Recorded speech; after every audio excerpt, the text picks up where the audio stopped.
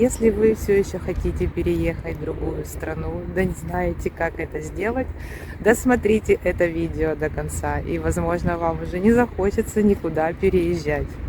Ну, это шутка. Но теперь по существу. Так, в Уругвае мы находимся уже 3 месяца. Что хочу сказать про свое состояние нахождения здесь. У меня состояние на релаксе, режим отдыха. Я человек, который проработал в офисе 20 с лишним лет, то есть у меня был выработан режим труда, режим отдыха, да, это выходные, то есть я с понедельника по пятницу, как обычный трудящийся человек, ходила в офис и была занята целый день, занята работой. Ну, а сейчас у меня сложились некие трудности с этим, ну, вернее, как трудности, то есть я не могу себе до сих пор выработать тот свой режим труда, да, когда я могу чем-то заниматься полезным, и время, когда я могу отдыхать. У меня сейчас в единственном режиме нахожусь, это в режиме отдыха. Хочу сказать, что это очень сильно расслабляет, и потом собраться что-либо сделать, там себя скооперировать на какую-то работу, организовать. Я думаю, с этим потом будет, наверное, сложности. Ну ладно, не будем забегать вперед. То есть Уругвай — это та страна, где можно наслаждаться жизнью, построить свои планы на длинную перспективу, либо на короткую, да, спланировать. Как получилось у нас, то есть с чем могу сравнить свою жизнь сейчас. То есть это такое состояние, когда вы поехали на отдых, да, какой-то на курорт, на море, туристическую страну какую-то, и вы там остались навсегда. То есть приехали отдохнуть, а решили все-таки остаться, и вам это понравилось. Так вот, этот расслабляющий режим, думаю, ни к чему хорошему он не приведет, но ладно, посмотрим. Надо искать себе все-таки какое-то занятие. Чем-то себя нужно занять. Там картошку посадить, либо коров попасти. Не знаю, до чего дело дойдет. Так, ну, чем можно заняться в Уругвае? То есть Уругвай — это та страна для тех людей, вернее, которые могут позволить себе работать на удаленке, либо это для IT-специалистов, либо это для людей, которые хотят здесь построить бизнес. То есть Уругвай открыт для инвестиций, открыт для построения своего бизнеса, для экспорта продукции, таких как говядина, соя, вино можно экспортировать, импортировать можно бытовую технику, но с импортной продукцией здесь прям какая-то большая беда, ее не так много, я бы сказала, и она очень дорогая. То есть бытовая техника, компьютеры, телефоны очень-очень дорого. С чем связано, не могу сказать. У нас был опыт растаможки небольшой партии нашей посылки.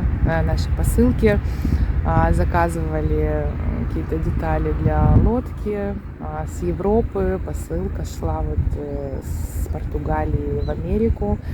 Дошла она до Америки за 2 дня, но в Америке она застряла на 2 недели. Получали мы посылку через UPS. Ну, так, для сравнения, да, с Европы до Латинской Америки посылка наша шла практически там 2,5 недели, если не 3. В общем, приходит посылка в Уругвай, приходят нам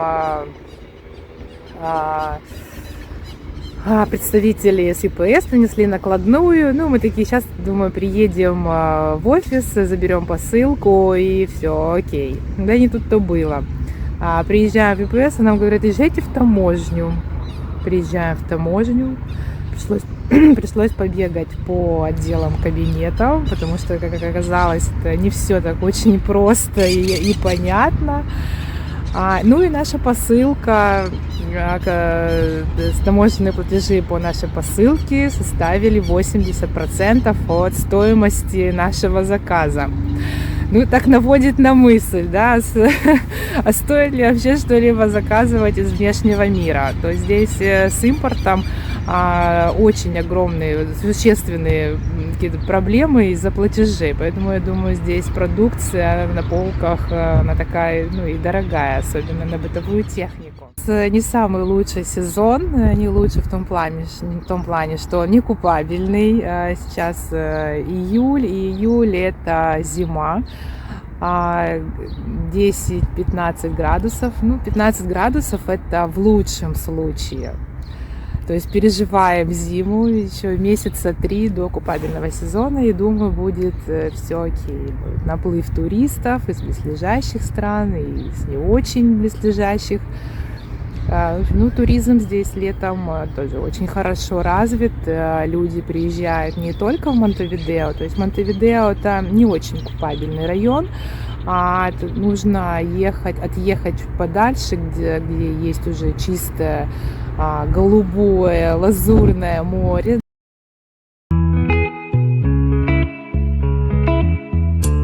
Да, здесь есть такие места, но об этом я покажу вам позже, когда наступит такой сезон. Да, мы туда обязательно отправимся отдыхать. Места там очень красивые. Вот. Ну, в Монтевидео тоже много людей купается, не думаю, от безысходности, потому что купаться тут больше негде. Море, пространства здесь очень много. Но что мне здесь не нравится, сразу бы хотела отметить, вода, море, оно не голубое, оно коричневое. Я думаю... Ну и еще самое необходимое, жизненное, важное, это аптеки. Каково же было мое удивление, когда мы зашли в аптеку, да, называется фармасия. Ну, вроде думаешь, ну, фармасия, аптека.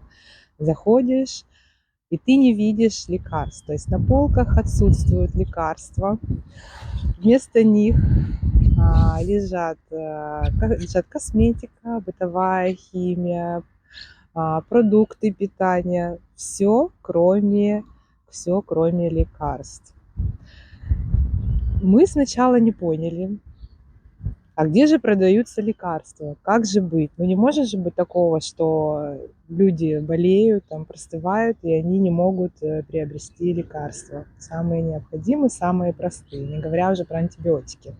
Оказывается, сами лекарства нужно подходить к фармацевту, и все эти лекарства, они закрыты в ящиках. То есть у тебя к ним вообще нет доступа. То есть ты даже не можешь посмотреть, что есть в наличии.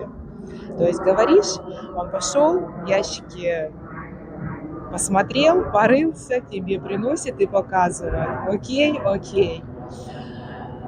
И тут до меня недавно дошло, почему в России стали продаваться в аптеках косметика, там где-то и бытовая химия, и продукты питания.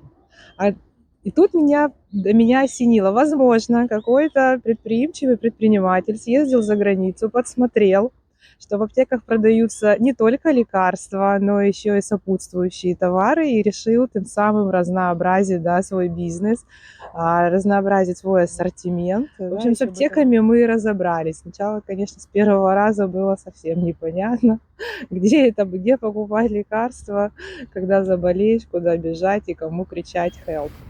Если все же вы думаете переезжать в Аргентину, в Уругвай, приезжайте, вы не пожалеете. Но здесь нужно иметь точные, четкие планы. То есть это, любая эмиграция, она должна быть хорошо спланированной, так, чтобы не получилось, что приходится возвращаться обратно. Хотя бывают и такие случаи. То есть мы тут тоже недавно познакомились с парой, которая решила здесь открывать свой бизнес, уже подались на эмиграцию, уже получили промежуточные документы, но случилась какая-то жуткая история, и они были вынуждены здесь все бросить. Вложились они порядочно, продали уже свою недвижимость в России.